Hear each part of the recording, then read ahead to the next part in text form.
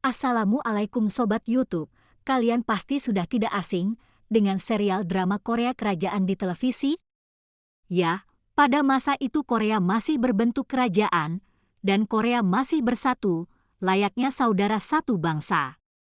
Pada saat itu, kerajaan dibagi dalam 3 era atau masa, yaitu masa Silla bersatu, masa dinasti Goryeo, dan masa dinasti Joseon. Namun, pada tahun 1910, Jepang berhasil menjajah Korea, sehingga dinasti Joseon pun berakhir. Masa penjajahan Jepang berlangsung selama 35 tahun. Nah, ketika Jepang kalah pada Perang Dunia Kedua dan menyerah pada sekutu, Jepang keluar dari semenanjung Korea dan digantikan oleh Uni Soviet dan Amerika Serikat. Semenanjung Korea secara resmi terbagi menjadi 2 bagian, yaitu Korea Utara dan Korea Selatan pada tanggal 17 Agustus 1945. Sehingga Korea Utara bersekutu dengan Uni Soviet yang berhaluan komunis dan Korea Selatan bersekutu dengan Amerika Serikat yang kapitalis demokratis. Itulah sebabnya Korea Utara dan Korea Selatan sangat jauh berbeda, bagaikan 2 dunia yang sangat berlainan. Apa sajakah perbedaan itu yang membuat kita terheran-heran? Yuk kita simak berikut ini. Sistem pemerintahan dan sistem ekonomi. Korea Selatan berbentuk Republik Demokrasi Perwakilan Presidensial. Presiden sebagai kepala negara dan menganut sistem multipartai. Kekuasaan eksekutif dilaksanakan oleh pemerintah. Kekuasaan legislatif dipegang oleh pemerintah dan Majelis Nasional. Korea Selatan bisa begitu maju karena memiliki institusi politik dan ekonomi yang inklusif. Masyarakat di sana benar-benar berkembang dan berpartisipasi aktif dengan akses teknologi dan fasilitas yang terbuka. Sementara Korea Utara adalah negara yang menganut sistem satu partai, partai yang memerintah adalah Front Demokrasi untuk Reunifikasi Tanah Air. Korea Utara adalah satu-satunya negara yang menganut sistem komunis terkuat di dunia. Negara ini dipandang sebagai negara kediktatoran totaliter Stalinis. Korea Utara memiliki sistem ekonomi komando. Negara mengontrol seluruh alat produksi, dan pemerintah menetapkan prioritas dan penekanan dalam pembangunan ekonomi. Pyongyang versus Seoul. Meskipun kota Pyongyang dan kota Seoul sama-sama dipenuhi gedung yang tinggi, tapi di Korea Selatan, tepatnya di kota Seoul, terdapat banyak toko di pinggir jalan yang dapat dikunjungi baik wisatawan lokal maupun mancanegara. Kota Seoul adalah salah satu kota tersibuk di dunia, kota terbesar keempat dunia, kota tempat para workaholic, kota desain, salah satu kota pusat mode dunia, dan kota yang paling banyak dikunjungi. Berbeda halnya di kota Pyongyang, ibu kota Korea Utara. Di sana masyarakat diajarkan untuk berhemat dan tahu betapa berharganya nilai selembar uang. Kota Pyongyang dan kota Seoul sebagai pusat wilayah bisnis, tetapi pemandangan kedua kota ini jauh berbeda.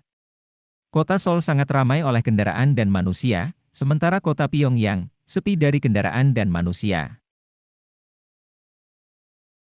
Gaya busana dan model rambut. Gaya busana dan model rambut Korea Utara dan Korea Selatan terlihat sangat jauh berbeda.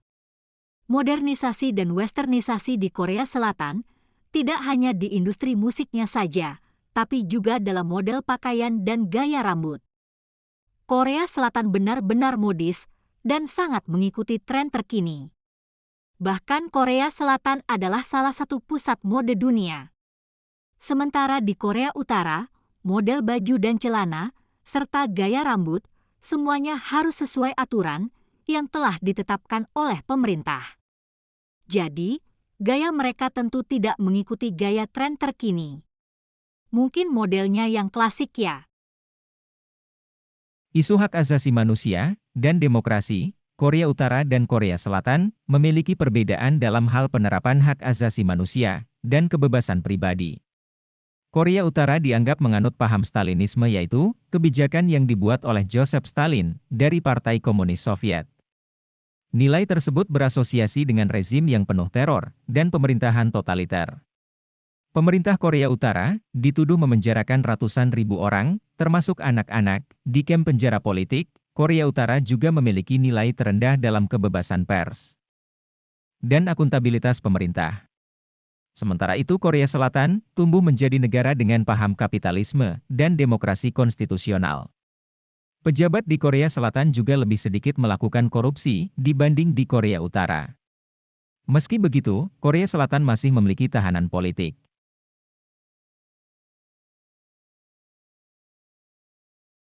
Populasi atau jumlah penduduk. Dari segi jumlah penduduk, Korea Selatan memiliki populasi 2 kali lebih besar dibanding Korea Utara. Korea Selatan populasinya sekitar lebih dari 51 juta jiwa, sedangkan Korea Utara populasinya sekitar lebih dari 25 juta jiwa. Dari segi ukuran badan, Korea Utara memiliki postur tubuh lebih kecil dibanding Korea Selatan. Dari segi agama, Korea Utara menganut paham ateis, mengingat negara tersebut berhaluan komunis. Sedangkan Korea Selatan menganut agama Kristen Protestan dan Katolik. Mata uang, Korea Utara dan Korea Selatan memiliki mata uang yang sama, yaitu won. Akan tetapi berbeda nominalnya jika dikonversikan ke dalam rupiah. Selain itu, kode dan kurs mata uang masing-masing negara ini pun berbeda. Won kode Korea Selatan menggunakan kode KRW, sedangkan Korea Utara menggunakan kode KPW. Kedua negara ini memiliki kurs mata uang masing-masing sesuai dengan kebijakan ekonominya. 1 won Korea Selatan sama dengan 10,48 rupiah, atau jika 1000 won setara dengan 10.480 rupiah.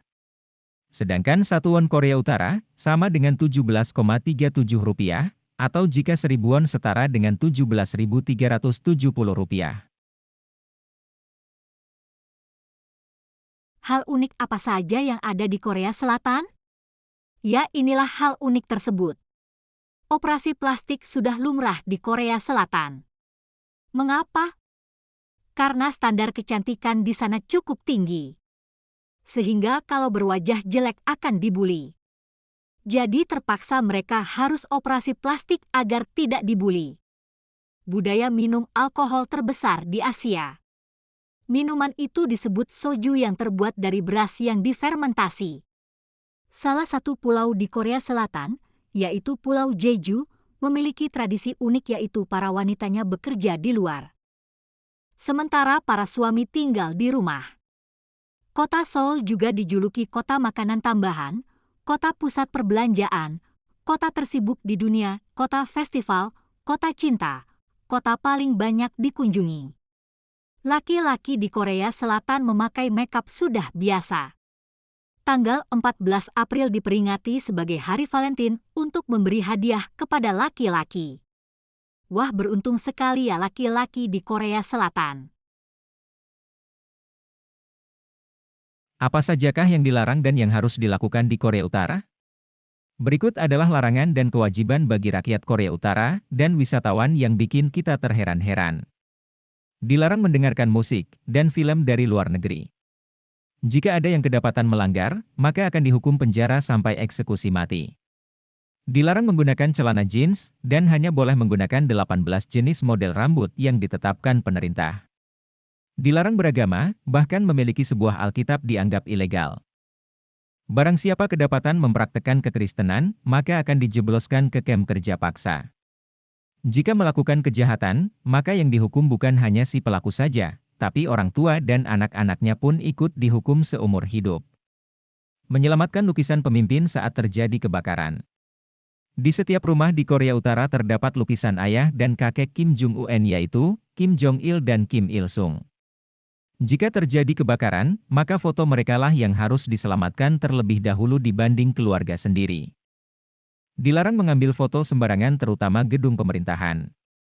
Bagi wisatawan, dilarang membawa peralatan GPS, drone, majalah, koran, teks keagamaan, ataupun informasi tentang Korea Utara dan Korea Selatan. Waduh serem banget ya Sobat YouTube.